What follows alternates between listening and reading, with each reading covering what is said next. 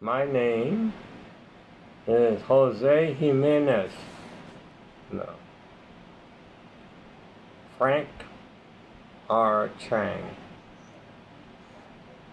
And I was in the 1st Marine Division. And at that time, back in the 1950s, right after World War II, I joined the Marine Corps. And it was rare at that time because there were no Chinese in the Marine. Very few. They were just starting to let them in.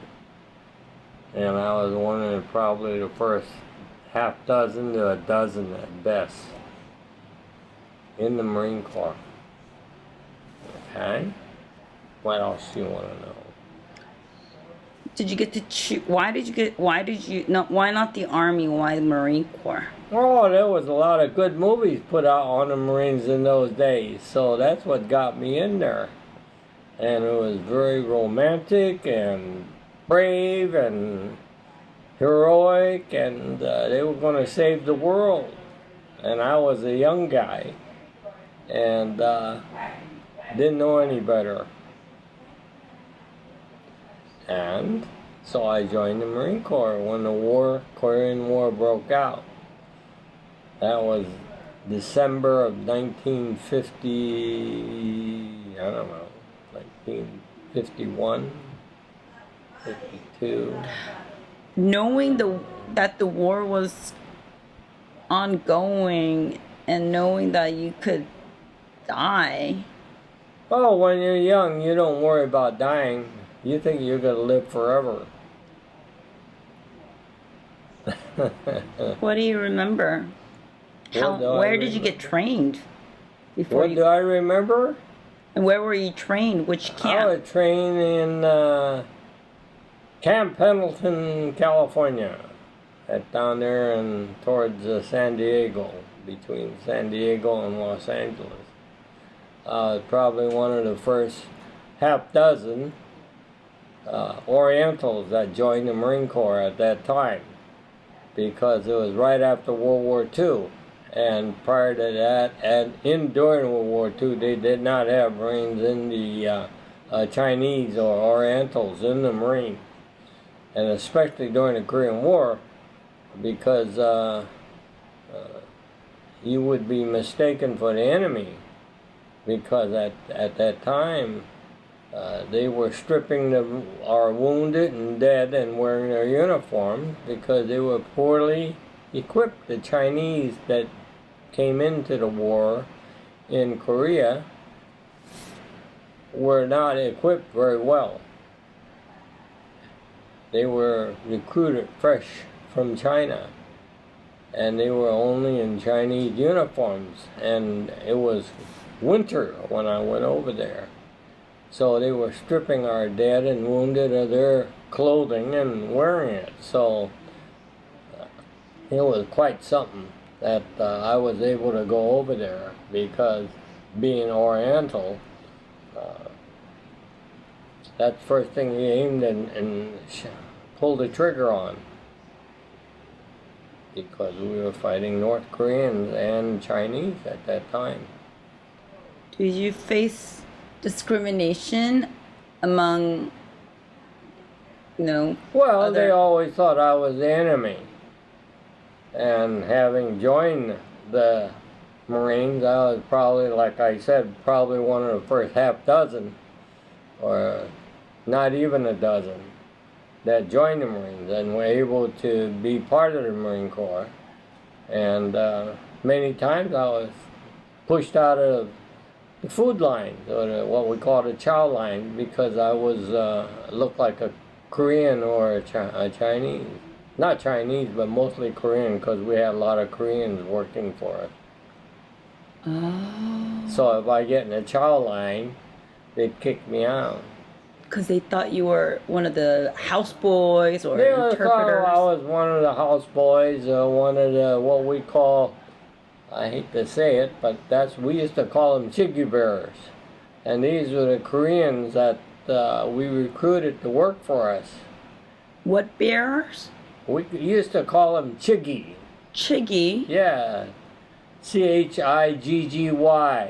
What does that mean? I don't even know what it means. It's just a name. But these were Koreans that we hired, and they carried all our ammunition, all our food on their backs up these mountains. And it was when I was young and wild, and I called them a chicky bear. But I soon learned that these were not just chiggy bearers and slaves, they were people. And a little old Korean man taught me a lesson that I will never forget. Share that. Well, we just got through a battle, and we took a hill. We took the position. And as we were digging in, as we call it in the Marine Corps, we were digging out foxholes and building fortification. This little Korean chiggy bearer, as we used to call him, this little Korean guy, after carrying a big heavy box of food or ammunition up those mountains to us, after they drop off all the supplies, before they go back down the mountain, they'd spread out through the area. And that day, after the battle, I was cutting a huge log for something. And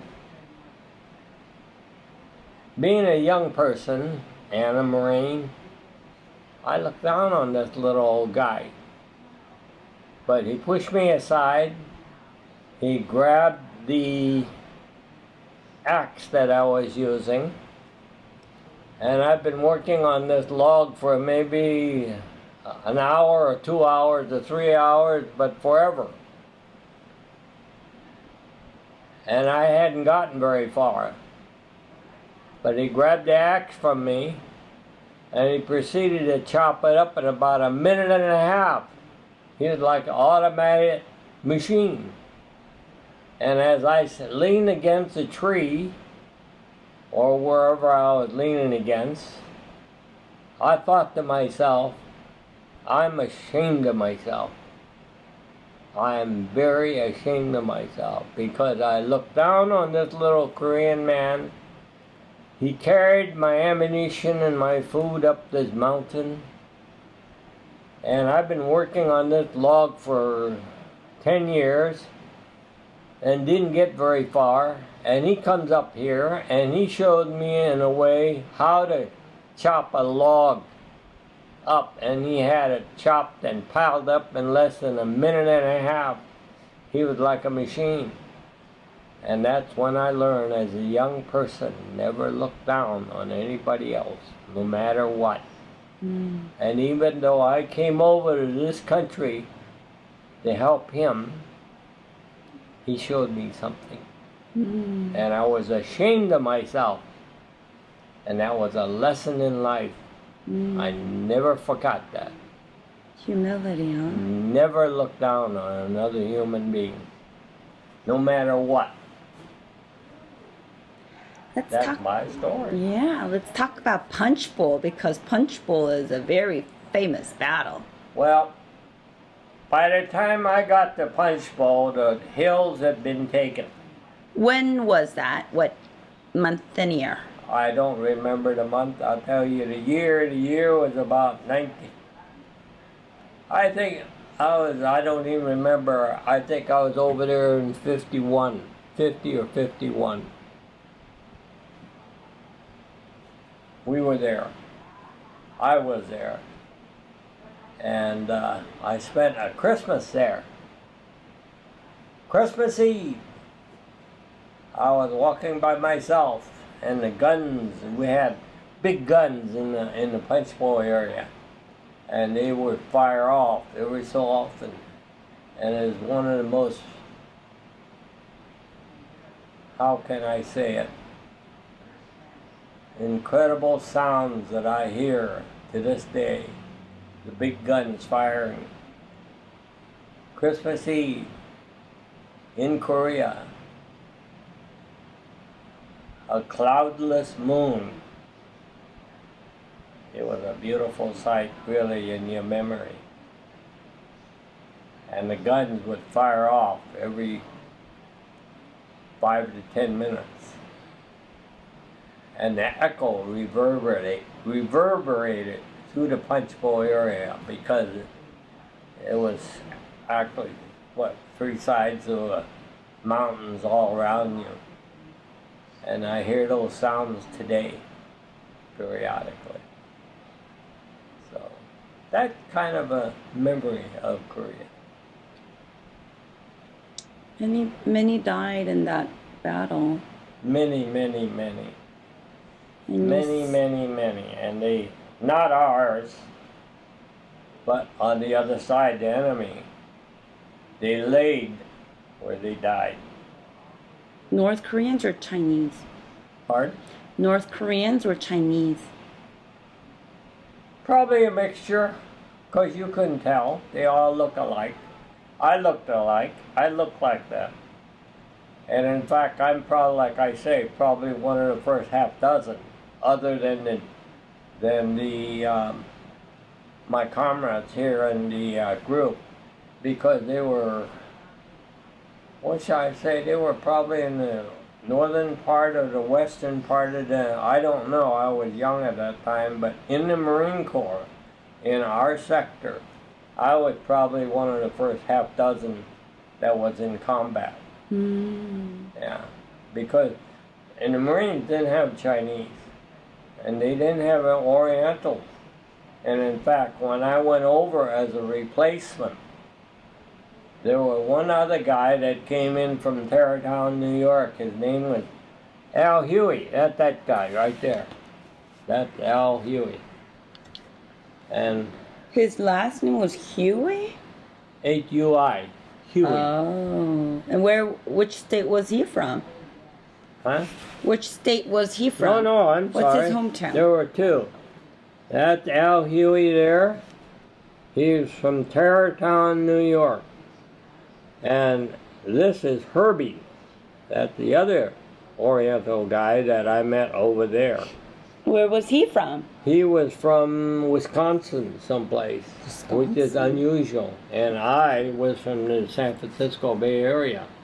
So there were 3 of us. We got all separated in different parts of the 1st Marine Division.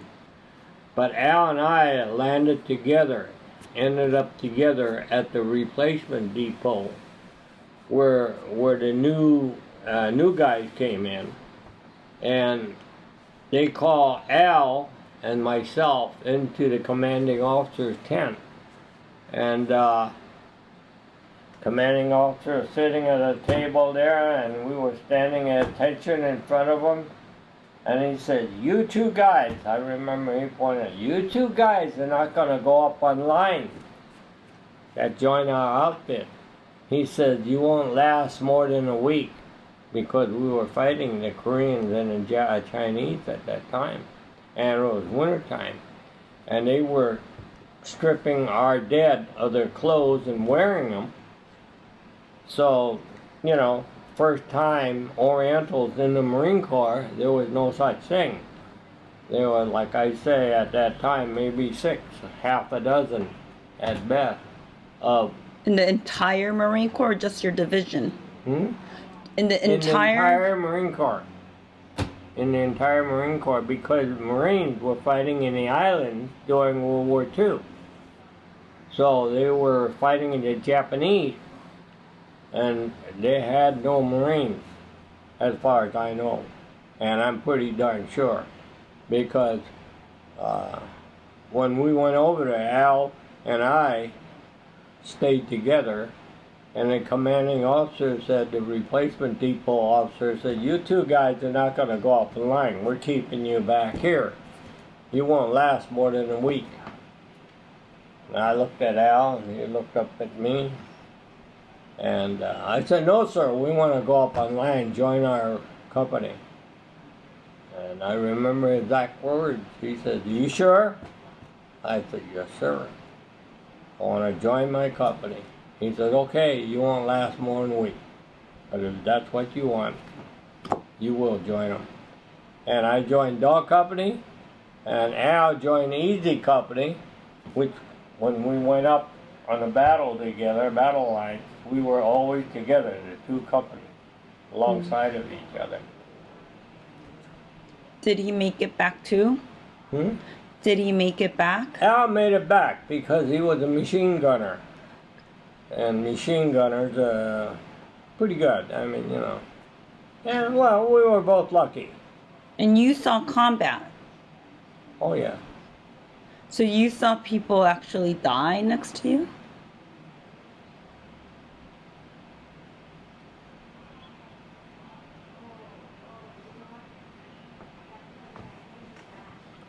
I wasn't with the company more than 2 weeks. I walked down the hill one morning with roughly 27 guys. Next morning, 4 of us was carrying a stretcher, and one of my guys that I went over there with, we carried him all night long up a mountain. And by the time we got within about 25 feet of a line, he rolled off one last time and died. I carried him all night. We carried him all night up a mountain. So, that was my beginning in Korea. Yes, we saw a lot of people die. We saw a lot of people never made it home. This is why today, that's why today I still don't forget. You never forget. And you were how old? I guess I was 17. I joined when I was 17, April 5th. I was in Korea, I think November of that same year after training. So I was 1950? Yeah. In 1950 or 1951? 1950, it was either 50 or 51. I forget the year now. I haven't looked at the records or anything. Because the war broke out on June 25th, 1950, so maybe 51? Well, it might have been 51. I forget now. My mother had to sign on a dotted line for me to get in because I was 17. I know. Yeah. How old are you now? Or how young are you now? 84. Well, you're still considered young compared to some of the veterans, right? So, and you keep yourself very, very fit and healthy and young, and I guess... Well, God has been good to me. He gave me good genes. And I guess I took care of my body. Because you probably understood how precious it is. All my life I was pretty fit. Because I've been on the outdoors. No, actually I have to take that back. See, I have to think. Because I've never even thought. I was 18. I was 18 when I went over to Korea. I was 17 when I joined the Marine Corps. And in the Marines, I went in at 17, and I had my 18th birthday a month later. I had to get in so bad. That's another story from way back. When's your I had birthday? to have my mother sign on a dotted line. When's your birthday? April 5th. Your birthday's April 5th? Yeah. I went in March 7. My March birthday is in 7. April too. You're another Aries, that's why. See? Oh, I'm a Taurus. Oh, you're a Taurus. Yeah. Oh, well. Even more stubborn. Tauruses. Yeah. Well, first of all, many followed You're a pioneer in a way because many now, there's many Asian Oh, Americans. nothing but Orientals in there now. Many. My In cousin fact, was I in. have a grandson. Yeah, my cousin was in the Marine for My more than grandson 20 years. is there. Where's my grandson? There's my grandson. He came back from Iraq. That was another difficult war. This shows him come back from Iraq, and I was carrying his pack. You must have been so proud. And I was carrying his pack. You have some pictures here. Did you take any of them yourself, the pictures? Oh, I probably did. These were in Korea. These are the only one that survived in Korea. I had what we call a pony 135mm camera in those days. But the thing is, I had several rolls of film, but the moisture and we could not develop over there, so by the time I got them back, they were all moldy. So I never bothered to develop a lot of these pictures, and they were all, But they're still very well kept. well, not all of them. They were mostly all ruined. I didn't take a lot of these pictures. A lot of these pictures, some of these I took. This was over there. This is over in Korea. These are the hills in Korea. And I think these were too, yeah. But very few of them survived. That's when I graduated from what we call boot camp. This is a picture over here in Camp Pendleton that I was at 18 years old. That's the only picture that really survived. This is a battle picture that survived. Where was that? I don't know. One of the many hills right here. This is one of the many hills that we took. And there's that Al up in the battle line. He was in Easy Company and I was in Dog Company. We was always together. Did you both keep in touch afterwards? Pardon? Did you keep in touch after the war? Yes, we both made it through, and came back, and we kept in touch. And he was a smoker, so he did himself in. What do you think? Looking back, well, at the time maybe you were young and you wanted to seek adventure, and so you just joined. But looking back now, almost 70 years later, what do you think? What do you think your legacy was? What did I think of what? What do you think your legacy? I have no legacy. My legacy is I behaved myself, became a good Marine, did my part for something.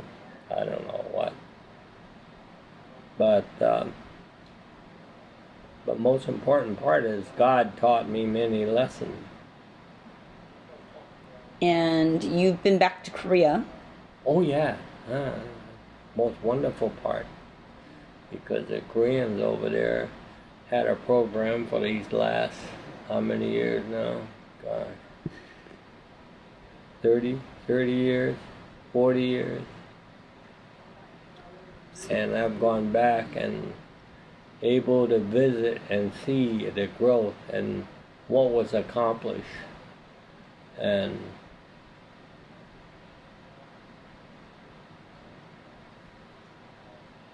kept me humble. I hope you feel very proud. Well, I just did my part, just like many, guys, and especially the guys that never made it home. That's what I owe. And that's what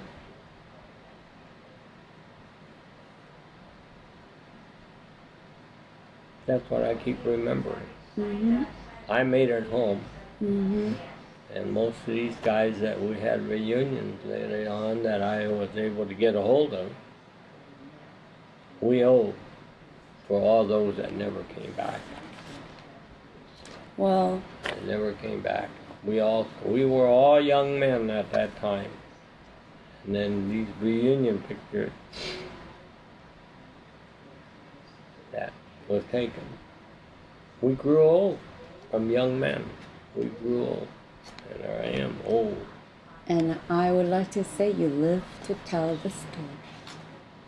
And honor Well, the it's memories. important. And honor the memories of those who couldn't come back. Yeah.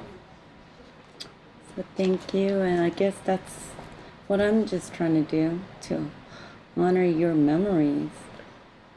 Well, not so much as mine, but those that never made it home. Yeah, but That's the important. you're the one that's telling theirs because Well, who I will can- remember them? I can do my best to tell the story as best as I can. But it's not just me. It was many, many of them. And especially those that I went over with. They never saw a month. They never saw 1 month or more. I guess when you're young, or not even when you're young, but many people think it won't happen to them, you know, like you read in the paper about somebody crashing and dying of a car accident, you never think it's going to happen to you, but, you know, and so many of you fearlessly just joined thinking it won't happen to you, but it must have been very, very real when it did. You saw When you're people. young, your mind is small and you don't experience a lot of things. You go over there as a young man. As a young man, I walked down the hill. I wasn't over there a month. I walked down the hill one morning with, I would say, I have the number in my head, 27. 27 of us walked down the hill one morning. The next morning, to my knowledge, there was only 4 of us that walked back up. I carried a stretcher with one of my buddies at 18 years old up a hill all night long after a battle during the day. We walked down the hill, 27 of us. Next morning, 4 of us walked back up carrying a stretcher. So what do you think was, how are you the 4 that survived? What do you think was your, I don't know, blessing, luck, fortune, skill, whatever God. it was? There's such a thing as a God. Well, why do you I think? was raised in an orphanage that was a Christian orphanage. Okay, let's say So I God. believed in the God right early as Okay. a young man. Okay, so it was God, but why did God spare your life if maybe out of the 27, all of them believed in Him? That's why I asked through my many, many years to my old age. I talk to God constantly. I don't quite follow Him well enough, but He's there. I know there's a God. Oh, I do believe too. in a God. But sometimes I ask, why me? That's the question that we all ask. That's the question that all of us ask. Not in public, but I can tell you this between you and me, that I don't talk to other veterans a lot. We don't talk about it too much. But I know in our secret of our time together, sitting on a couch, sitting on a chair, sitting on a bench, sitting outside, looking around, we know there's a God. And for those of us that really knows Him, we thank Him for allowing us to be back here, to raise a family, raise children, have grandchildren, but never a week goes by that I don't think of those I left behind that never came home. Even after that 7 never years. came home. Even, Our debt is to our buddies that never came home. And when you see the craziness and the wildness and the youth that is growing up thinking that there's forever, we do the best that we can for those one-on-one maybe. And like pastors and churches and whatever, they do it one-on big congregation. And we try to tell a message that, hey, sober up, mature, do something for maybe one other, for as many as that will listen to you. See, I owe a debt, not to me, but for those that never came home, never got old. I'm an old man now, not a young guy anymore. Not a young guy, 18 years old, in Korea. I owe my buddies a debt to be a better person, to do something worthwhile. That's the important part. That is the most important part. and I'm sure you fulfilled it. I'm very fortunate. God loves me and I'm still here. I have grandchildren and great-grandchildren. And one more.